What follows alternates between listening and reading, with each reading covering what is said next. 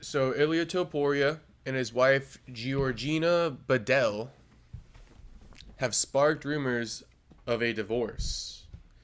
Now, Ilia has one photo of him and his current wifey on social media still.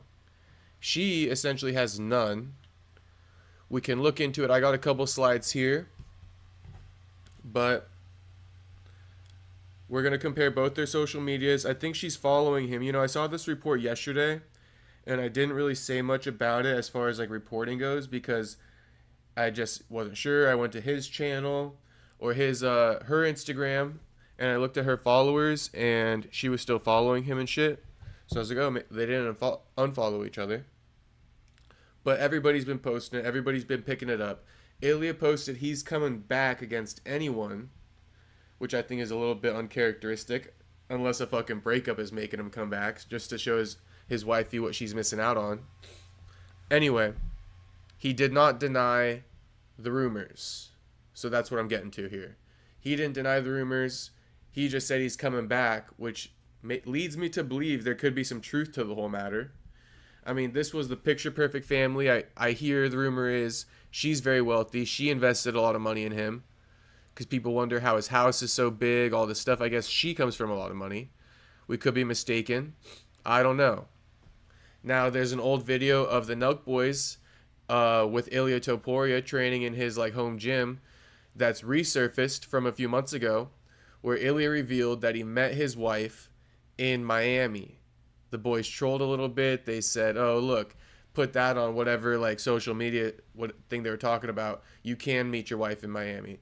Ilia, being the sincere gentleman that he is, he's like, you can meet your wife anywhere in the world. You know what I mean? Having no clue what he's talking about with Miami. And then the other boys are laughing about that joke still. One of the boys goes, wait, that's actually so funny you said that. And then Ilia kind of caught on. He like said it again. He's like, no, man, anywhere in the world. And he's like, wait, why are you guys saying that? So we're about to watch that clip right now. Check this out.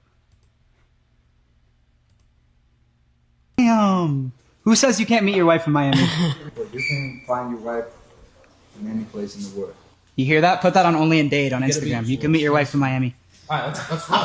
Put it on Only in Date is hilarious. Everywhere. But why are you saying that? Huh? Why are you saying that? Everyone says that. Because you go to the party and this is the only place Yeah. you see. But you don't know the another part of Miami of the people that just they want. Normal. Yeah. Yeah, I know. Best place to work out too, Miami, because you can just walk outside and run the water. Actually, I made my wife and Ilia straight walked off when Kyle said that thing about walking on the water and shit like that and running. Ilia just like nodded his head and walked off. So he was kind of like privy to it. The subtle slight dissing.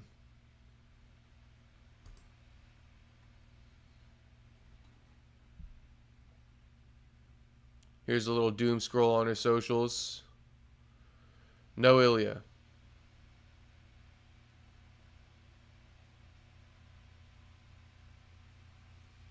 Like 0.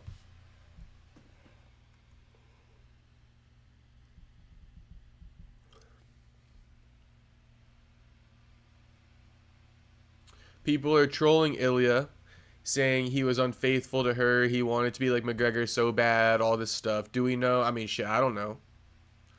I don't know. I wouldn't. If Ilia did it, I ain't looking down on the man. That's not what I'm trying to say. But, like, I would be surprised if he was unfaithful to her.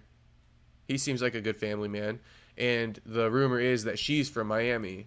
So they're kind of saying, like, she wasn't wifey material. I don't know. I'm just saying, like, that's why I think this clip is resurfacing, because they're thinking maybe she did him dirty. And I'm only presenting that narrative because people are saying he wanted to be like McGregor. He even cheated on his wife. And I'm just saying, people think that she actually was the one who might have ruined things. But I don't know. I don't know. We don't know anything. We don't even know if this is true. I'm just speculating. So if we go to Giorgina or Ilia's Instagram, right? Is he following her? Oh yeah, he is. Giorgina Badell. So he's still following her, right? So they do follow each other, and look, he also scrubbed his socials, but he's got one, this one right here, of his wife and his kids, which is beautiful that he didn't delete that. Good man, good family man. He's proud of it still, you know, if they are broken up. But that's the only one he kept. See, we can keep going here.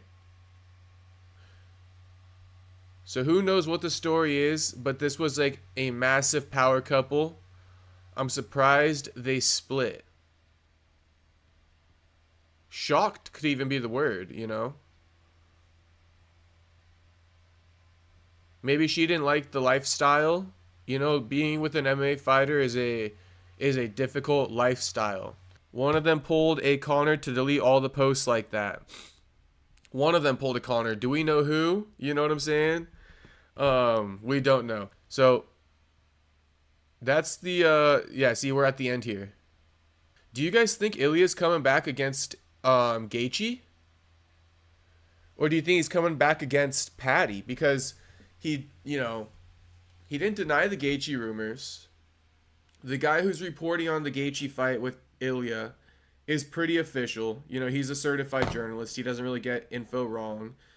He's also like the Spanish reporter, so like that's his beat right there. Armand said today on Ariel's show, I saw a snippet, so I don't know the full context, but I believe he said on Ariel's show that Justin Gaethje turned him down for UFC Qatar main event. And so, I mean, if Justin Gaethje turned Armand down for UFC Qatar main event, that's two of the three guys who are in this title contention right now. Armand, Justin, and fucking Paddy. So if the UFC wanted to book two of them, it seems like they wanted to give Paddy the fight. So what? They're literally going to reward Justin? I mean, I feel like I'm quoting Guru because I watched a video of his yesterday, but it's true. They're literally rewarding Gaethje for bad behavior, for turning down a main event against Armand, right? They're going to give him a main event now. Because at the end of the day, this is the UFC's chit, right? You guys know what a chit is? A chit, like calling in a favor. This is the UFC's chit, right, with Justin Gaethje. This chit with Gaethje has nothing to do, right, with Ilia Topuria's next fight. Ilia taking the fight against Gaethje is redeeming the UFC's favor. That's why I've been saying, I posted a clip. I said Ilia should be like, sounds good. I'm fighting Justin fucking Gaethje. Sounds good, bro. See if I show up. Like, fuck no, I'm not, like, doing your guys' chit. You know? I'm not making up your favor for Gaethje. And if you guys don't know the favor, it's for Gaethje getting flatlined on his face against Max Holloway. The UFC begged him for that fight. He didn't want it. Hunter Campbell showed up to his house, begged him to take it. Gaethje now thinks that with the win over Fiziev, he can call in his favor. In my opinion, the UFC should have gave Gaethje something of fuck you money when he said no to Armand. I believe the UFC should have said, fuck, I think my door's open. 1 second, boys. 1 second.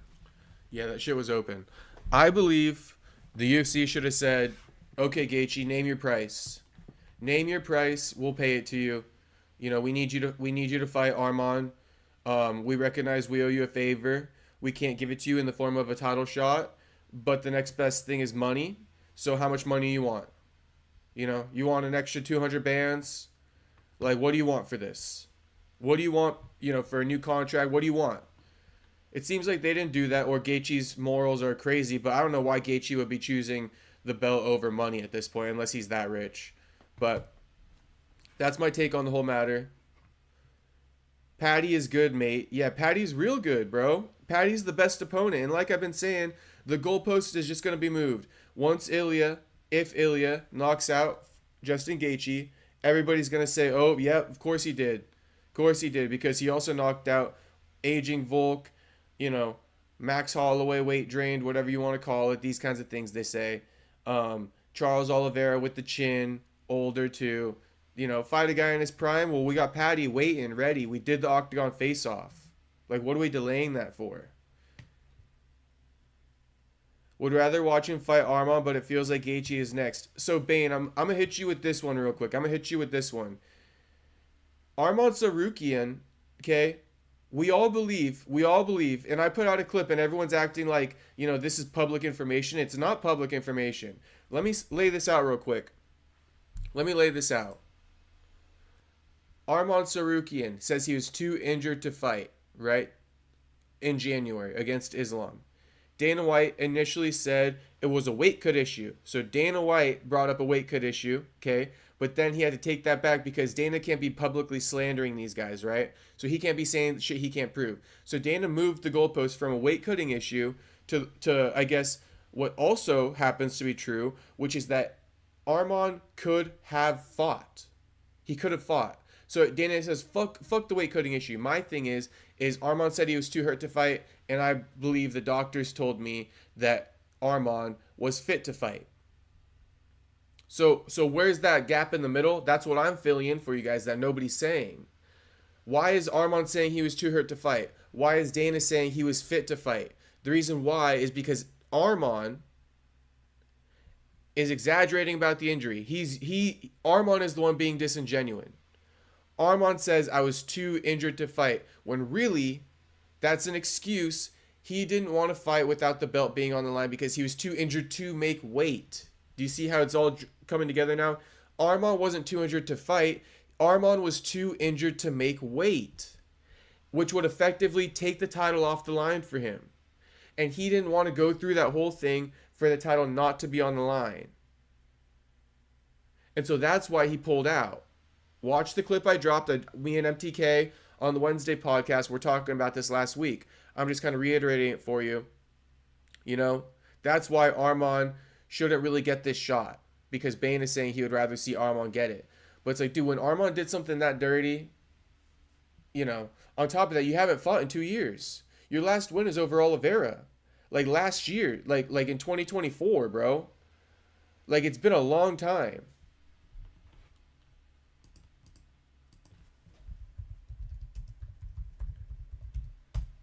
Let's see when Arman last fought.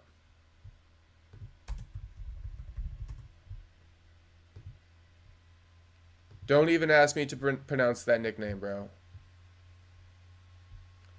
Okay, so Arman's last win, right, was against Charles Oliveira in April. So we're going on 2 years, boys. This guy's inactive, right? He fights twice a year.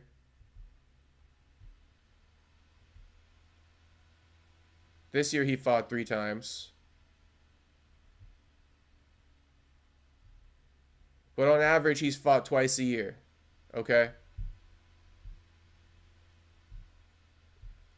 9-2 in the UFC. He's been in here forever. He's been in here for 6 years. 9-2. I mean, he's just inactive. I'm not into the whole Arman thing. He was trying to politics so heavy, right? And it just went all to shit. It went all to shit. He was politicking one of the heaviest out of anybody. Crazy. Yeah, don't even get me to say that one, Aries. That's all you, brother. Problem is, Dana lies all the time. Dana does lie all the time. I could never deny that, but that doesn't mean that everything that comes out of Dana's mouth is a lie, right, Bane? That doesn't mean everything that comes out of Dana's mouth is a lie. And we can all pick and choose. It's everybody's interpretation. But I will lean on the side that Dana was telling the truth about Arman. You know, because he revealed that it was like a weight thing. But I think that was his theory. Like, Dana said that accidentally because that's what I like make up in my head too. When Dana was texting Hunter Campbell and they're like, Arman's too hurt to fight. And then the doctors are like, oh no, Arman can fight. You know what I'm saying? He probably just can't make weight. That's when Dana's like, oh, that son of a bitch. Dana knows the same thing I'm saying. Everybody knows it. Arman's just not admitting it.